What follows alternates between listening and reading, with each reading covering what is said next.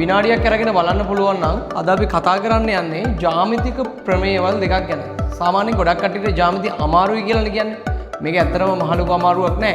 දවල්ට බෝඩ් එකේ පේනවා 2016 තියෙන සාපේල MCQ ගානකුයි 2019 ඇවිල්ලා තියෙන MCQ ගානකුයි තමයි මේ බෝඩ් එකේ දීලා තියෙන්නේ. එතකොට මේ කෙටි ප්‍රශ්න දෙක අපි හදනවා නම් අපි දැනගන්න ඕනේ ජ්‍යාමිතික ප්‍රමේයවල දෙකක් තියෙනවා. ඔයාලා දැක ගමන් තේ පේනවා ඇති සමහර වෙලාවට දන්න කෙනෙක් ඇති මේ බෝඩ් එකේ තියෙන්නේ වෘත්ත චතුරස්‍ර දෙකක්. වෘත්ත චතුරස්‍ර කියන්නේ මොකක්ද කියලා දන්නේ නැත්නම් එයාට තමයි මම මේ කියන්නේ. දැන් අපි දන්නවනේ චතුරස්‍රයක් කියන්නේ මොකක්ද කියලා. චතුරස්‍රයක් කියන්නේ පාද හතරකින් මෙන්න මේ වගේ වට වෙච්ච රූපයකට අපි කියනවා චතුරස්‍රයක් කියලා.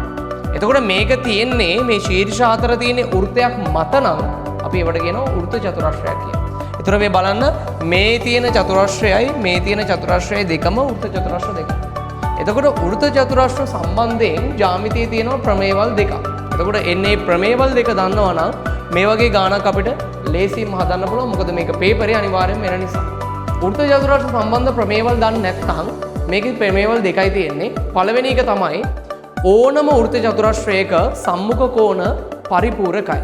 ඒ කියන්නේ සම්මුඛ කෝණ දෙකක් ගත්තොත් මේ මුහුණට මුහුණලා තියෙන කෝණ දෙකක් ගත්තොත් ඒ දෙනගේ එකතු 180යි.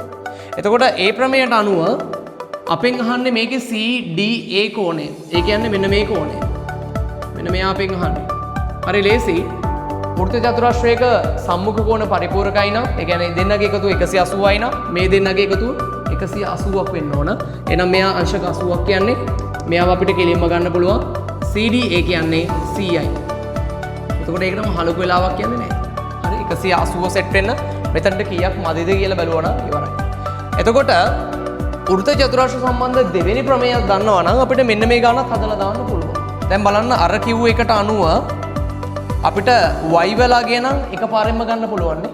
කලින් කතා කරපු එකට අනුව y වලාගේ එකපාර ගන්න පුළුවන්. y සමානයි 120ට කීයක් මදිද කියලා බලන්න පුළුවන්. මොකද වෘත්ත චතුරස්‍රයක සම්මුඛ කෝණ දෙක පරිපූර්ණකයිනේ. එතකොට මෙතන 120 නම් මෙතන එන්න ඕන අංශක 60ක්. එතකොට y වලාගේ අංශක 60යි. මොකද 180 වෙන්න නම් අපිට මෙතනට 60ක් තිබ්බනම් ඇති. කොහොමද මේ x හොයන්නේ? ඔයා මතක තියාගන්න වෘත්ත චතුරස්‍ර සම්බන්ධයෙන් දෙවෙනි ප්‍රමේය තමයි ඕනම වෘත්ත චතුරස්‍රයක පාදයක් දික් කරාම හැදෙන බාහිර කෝණය. පාදයක් දික් කරාම හැදෙන බාහිර කෝණය අභ්‍යන්තර සම්මුඛ කෝණයට සමානයි. එතකොට පාදයක් දික් කරාම හැදෙන බාහිර කෝණය අභ්‍යන්තර සම්මුඛ කෝණය නම් ඉස්සරහා බලන්න සම්මුඛ කෝණයට සමානයි.